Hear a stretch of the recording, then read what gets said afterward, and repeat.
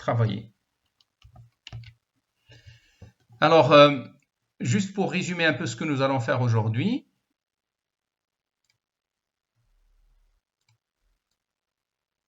L'objectif de la séance d'aujourd'hui, c'est de voir justement de près le système de stockage distribué HDFS. Alors, ce système-là, on va le voir qu'il fournit un ensemble de commandes ou un ensemble de possibilités d'interaction avec ce système, donc en tant que client. Et ces commandes-là, c'est l'objet de ce que nous allons voir aujourd'hui.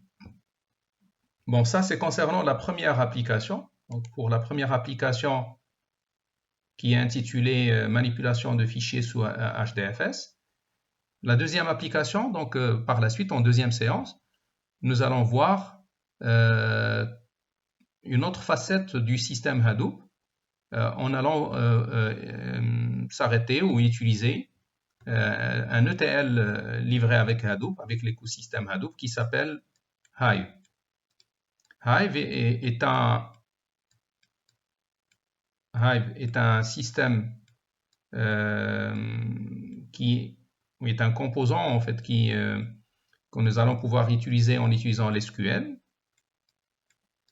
et vers lequel donc pour justement communiquer avec le stockage dans HDFS, mais en utilisant l'SQL. Par contre, l'ETL qui va nous permettre de mettre la main sur des données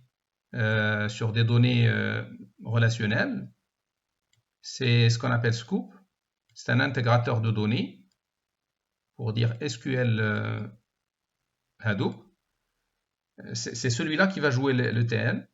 Pareil, je suis désolé. Donc, c'est Scoop en fait qui va constituer l'ETL pour faire venir ou faire ramener, on va dire faire importer des données relationnelles, comme par exemple des données MySQL, et les intégrer dans le système de stockage HDFS. C'est ça donc l'idée, c'est de pouvoir faire l'échange entre une base de données relationnelle dont on dispose déjà et notre nouveau système de stockage. Donc ce qu'on va gagner bien sûr, c'est la distribution de ces données. Donc au lieu de garder des données relationnelles centralisées sur un seul serveur de données relationnelles, nous allons plutôt les exporter vers la nouvelle architecture, ce qui va donc forcément appliquer une distribution. Et concernant les traitements, par exemple lorsque quelqu'un exécute du côté de Hive une commande comme select, c'est un select qui va être exécuté de façon distribuée sur l'ensemble des blocs de données qui ont été placés dans le stockage HDFS. Mais pour continuer toujours à parler SQL, on a besoin d'une console ou bien d'une interface SQL, et cette interface-là n'est autre que Hive. Nous allons aussi utiliser une autre interface, à savoir l'interface Impala, qui est bien sûr une console SQL aussi, sauf que Impala il est beaucoup plus rapide comparé à Hive. Impala c'est une console qui est programmée en C++, comme j'ai déjà cité une fois dans le cours, alors que Hive il est programmé en Java. Alors ça c'est Impala, ça nous donne un moteur d'exécution d'SQL selon le modèle MPP. MPP, vous connaissez, ça vous dit quelque chose cet acronyme? MPP, Massively Parallel Processing. Donc, c'est-à-dire que quand vous exécutez une commande SQL du côté de Impala, ça va être interprété ou bien exécuté de façon parallèle, ou massivement parallèle. Et c'est ce qui explique en fait la rapidité de cette console comparée à Hive. Donc voilà, nous avons ces deux applications que nous allons faire dans l'ordre.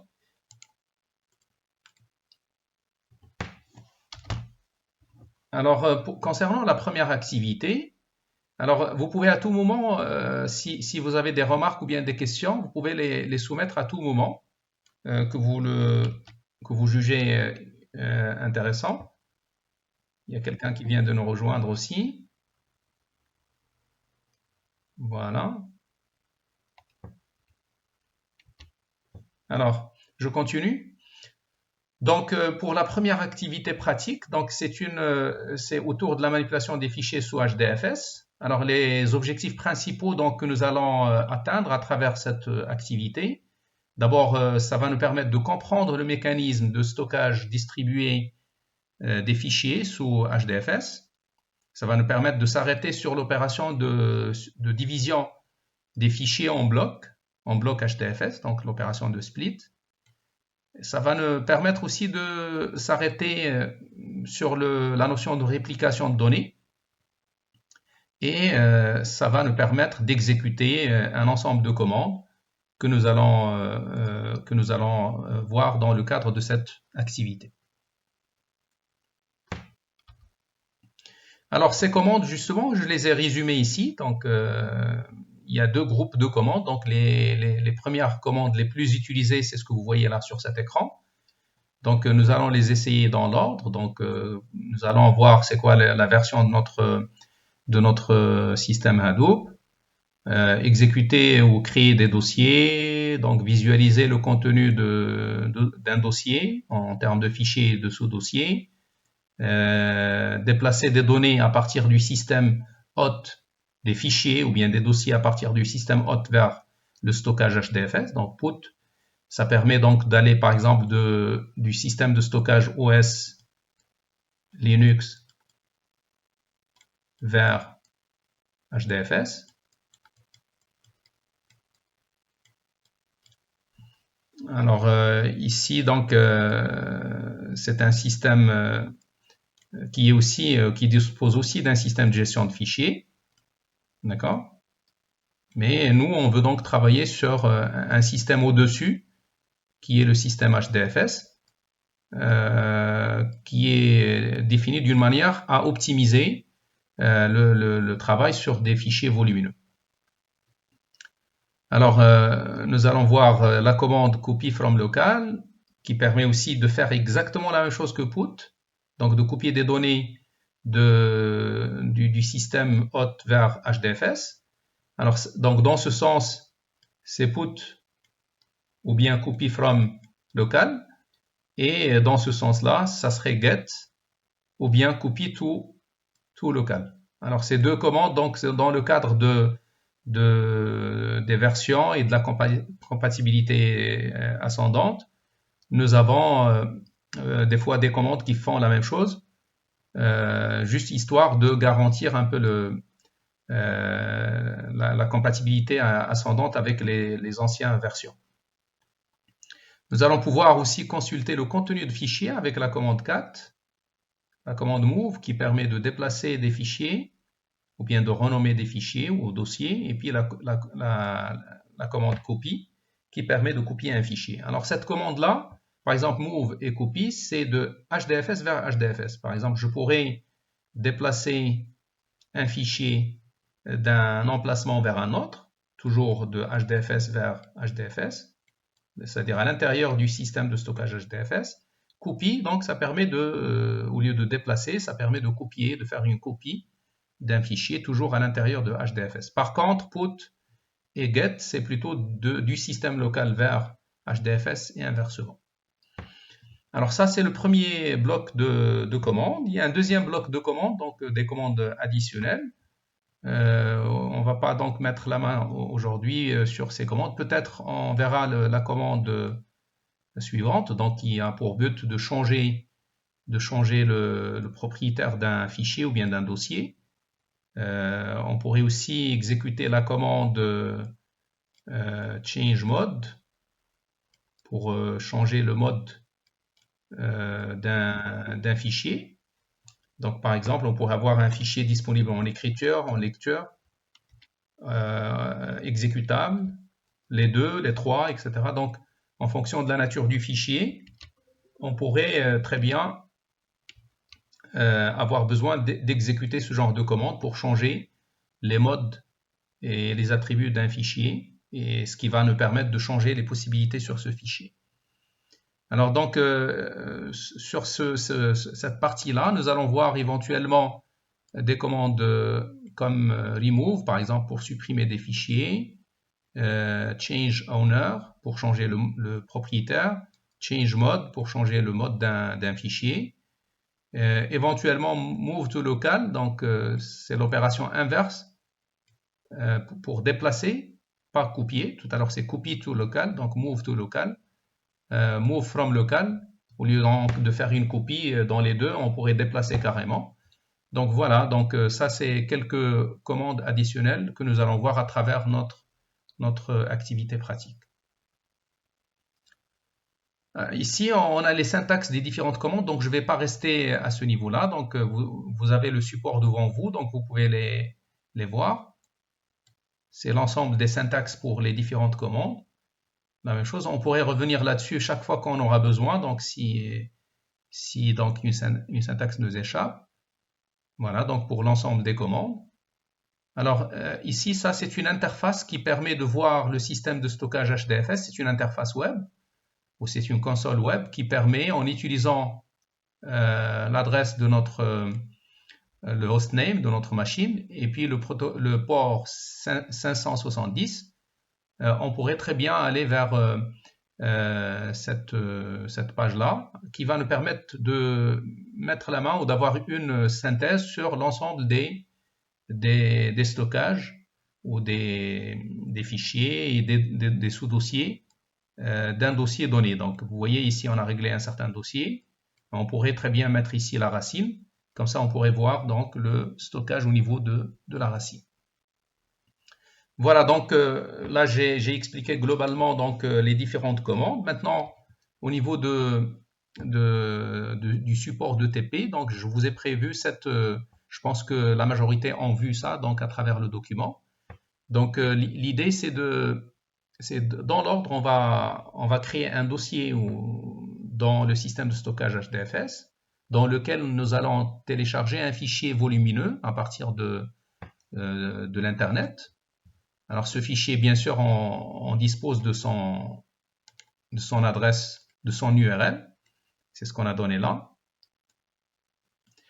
Et puis, une fois on télécharge ce fichier, on le place au niveau du système HDFS, nous allons commencer à lui appliquer, ou à appliquer sur ce fichier un certain nombre de manipulations, donc pour visualiser le contenu, pour faire des selects sur le contenu, etc.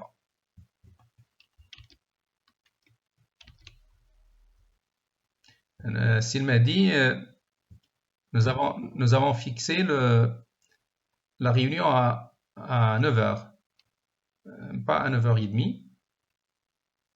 La même chose pour Yassir Rdouani, qui vient de nous rejoindre, mais on devrait le faire à 9h, pas à 9h30. Bon, je vais continuer.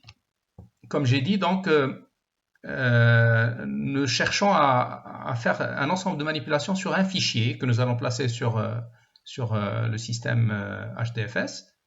Et bien sûr, parmi les manipulations, on veut consulter par exemple son contenu, une partie de son contenu, exécuter éventuellement des selects, sauf que pour exécuter des selects, il faut passer par la création d'une table du côté de Hive. Remarquez bien que le fichier sur lequel on va travailler, c'est un fichier structuré, un fichier CSV. C'est un fichier texte CSV, donc avec des séparateurs. Mais pour pouvoir le manipuler, il faut absolument passer par la création d'une table du côté de Hive qui va sérialiser et désérialiser les données, qui va jouer le rôle d'un sérialisateur et désérialisateur des données qui se trouvent dans le fichier. C'est un peu comme une sorte de mapping entre le fichier texte et une table structurée en relationnel. Mais ça peut ne pas être relationnel. Donc par la suite, on verra que sur Hive,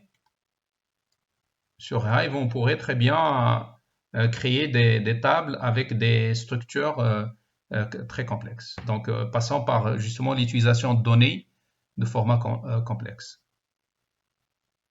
Mais dans notre cas, on aura besoin uniquement d'une table conventionnelle, donc une table structurée, à l'instar du relationnel, à travers laquelle on va donc faire le mapping des données ligne par ligne du fichier CSV pour pouvoir donc à travers cette table commencer à faire des opérations de select par exemple, des opérations d'insert into, etc. Donc pour soit donc mettre des données dans le fichier ou bien extraire des données depuis le fichier.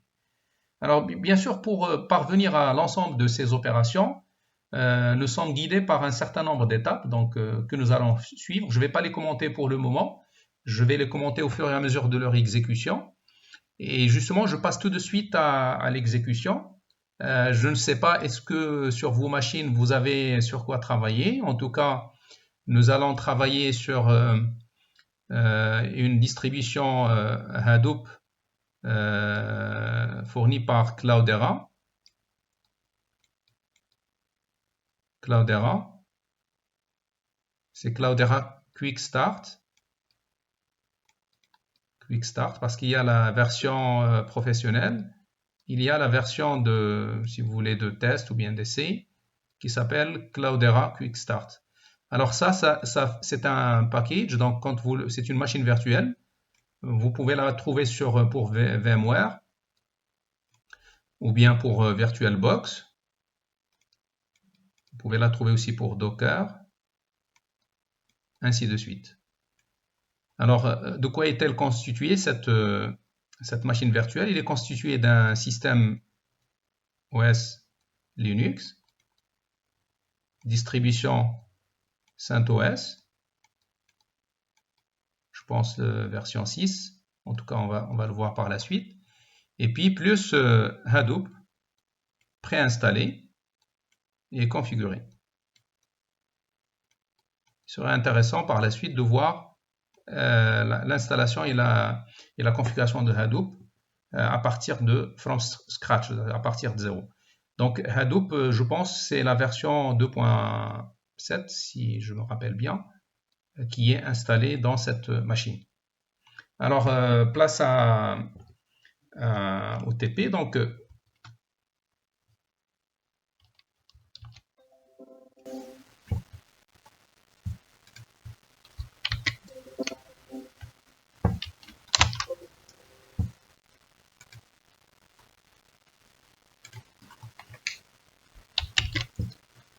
alors, je veux lancer donc ma machine. Donc, comme j'ai dit, en fait, c'est une machine VMware. Alors, c'est celle-là donc que je vais utiliser. Je l'ai intitulée Hadoop HDFSTP.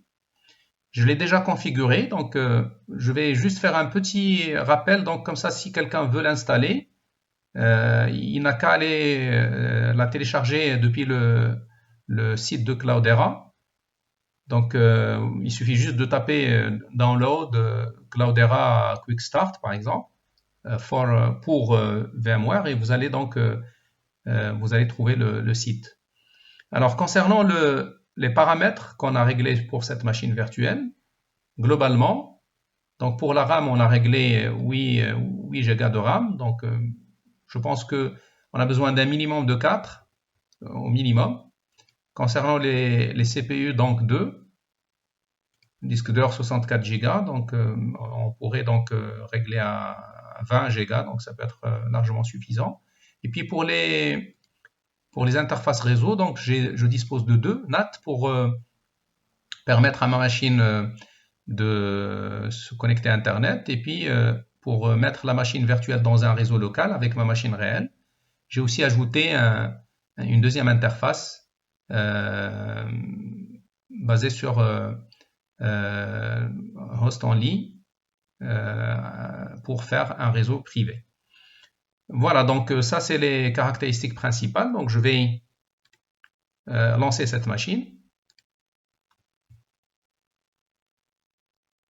Bon, le temps que ça se lance, donc je vais revenir ici, donc notamment dans le support du TP.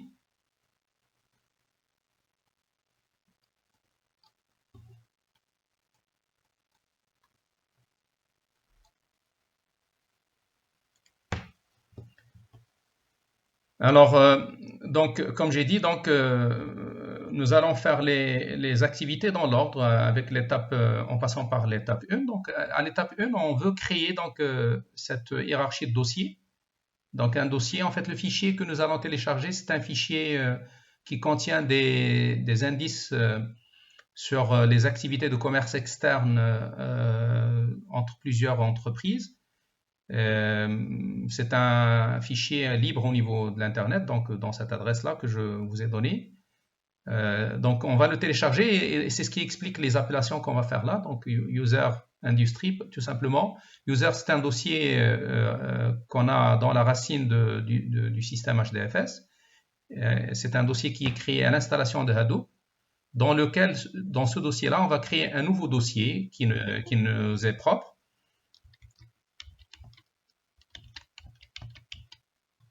Il y a quelqu'un qui vient de rejoindre donc notre...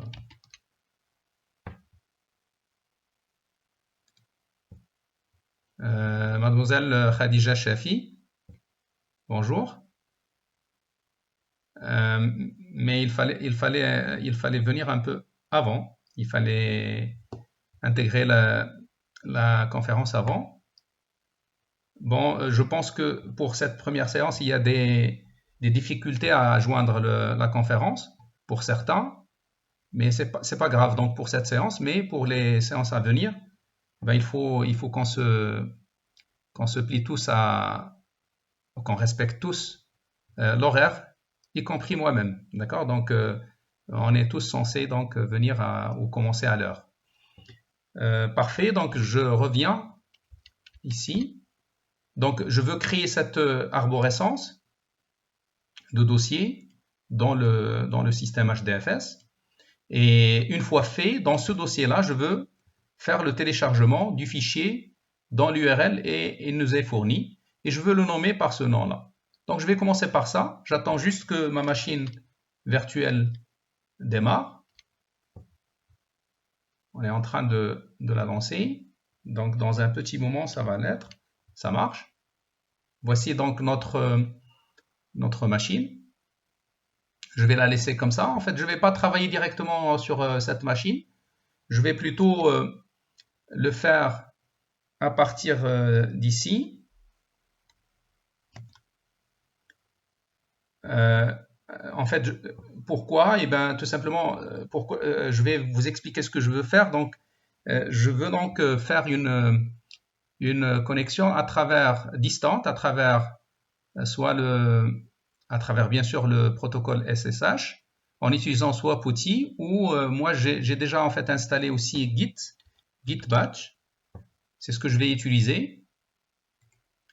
En fait, toutes les activités qu'on va faire aujourd'hui pour la première application peuvent passer uniquement par une interface par un terminal, donc avec des commandes en ligne. Et c'est ce qui fait que je préfère aller là parce que quand vous travaillez directement sous la machine virtuelle, il y a beaucoup de contraintes. Je veux les éviter, donc comme ça je reste du côté de ma machine réelle. Alors voilà, j'ai lancé Git Batch. Ça permet de simuler un terminal Linux. Et je pourrais donc exécuter à partir de là des commandes sur ma machine réelle maintenant. C'est des commandes qu'on a l'habitude de faire sous Linux. Comme par exemple lister les contenus du dossier courant, savoir le dossier courant par exemple. Tout ça, je pourrais le faire à partir de là. Mais c'est pas ça l'objectif pour moi. En fait, ce que je veux faire, je veux me connecter à l'autre machine, la machine qui tourne actuellement sous VMware, juste avant que je le fasse. Voilà ce que je vais faire ici. Je vais en fait afficher au niveau de ma machine virtuelle la console, le terminal. Bon, il est déjà QWERTY, donc je vais juste faire un setx kb map fr. Je veux juste basculer un clavier AZERTY. Voilà, je pourrais vérifier, ça marche. Alors, je vais agrandir pour vous permettre de voir plus grand. plus clair. Alors, remarquez bien, donc, ce que je vais faire ici, je vais commencer par exécuter ifconfig. ifconfig, donc pour avoir l'adresse de mon réseau local, c'est la deuxième interface. Vous voyez bien ici, il y a la première interface qu'on a choisie, il y a la deuxième interface. Donc je vais voir cette adresse-là, donc je vais voir est-ce que c'est la bonne. En tout cas, je vais essayer de pinguer sur cette adresse depuis ma machine réelle. Alors pour ce faire, donc je reviens donc à git batch. Donc je vais mettre déjà ici, je pourrais mettre ipconfig pour avoir l'adresse de ma machine réelle. Vous pouvez bien voir que concernant la deuxième interface, c'est ce qui est noté par vmnet 8. Donc l'adresse de la machine locale, c'est cette adresse-là. Et donc vous voyez que c'est dans le même réseau, l'adresse que j'ai copiée tout à l'heure. Je pourrais donc bien pinguer sur ma machine virtuelle. Regardez, en fait, pour le faire, je vais faire un ping, CTRL-V. Bien sûr, là, il n'y a pas de CTRL-V, donc je vais mettre paste. Voilà, vous voyez bien, je suis en train de pinguer sur... Non, là, j'ai fait juste le ping sur la machine réelle. Je reviens. Donc, je vais copier, parce que peut-être j'ai pas copié. Alors, je vais revenir copier l'adresse de ma machine virtuelle. Je reviens maintenant à la machine réelle et je vais refaire le ping. Voilà. Et là, on voit clairement qu'on est capable de pinguer sur la machine virtuelle. Ça veut dire qu'on observe notre machine virtuelle à partir de la machine réelle. Alors, ce que je vais faire maintenant, je veux me connecter à ma machine réelle. Et la première chose par laquelle je vais commencer, bien sûr, se connecter avec le protocole SSH. Donc, je vais exécuter la commande SSH. Et pour le faire, il suffit juste que je donne le nom de l'utilisateur de la machine. Donc, vous pouvez bien voir que actuellement, on est connecté sous le nom Cloudera. Et le host name de la machine, c'est QuickStart. Donc, normalement, il va falloir que je donne ces deux informations pour se connecter depuis ma machine réelle à travers le protocole SSH. Alors, je reviens. Donc, normalement, ce que je dois faire ici, c'est le nom de l'utilisateur que je veux connecter at le hostname de la machine, QuickStart. C'est comme ça comment je dois faire, sauf ici dans ma machine réelle, on ne connaît pas ce hostname là, on ne le connaît pas. Donc c'est ce qui fait que je vais tout de suite aller lancer ou ouvrir le fichier host. Il est déjà ouvert, donc c'est celui-là. Et vous voyez en fait, ça, j'ai déjà un premier quick start ici, donc pour une machine précédente. Alors que l'adresse que je viens de copier maintenant, elle est bien différente. Donc, je vais la copier ici, la coller. Non. Je vais revenir donc ramener mon adresse. Je l'ai toujours ici, c'est celle-là.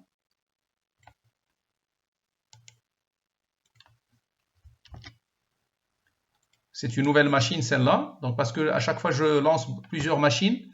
Donc, des fois, des copies, des clones.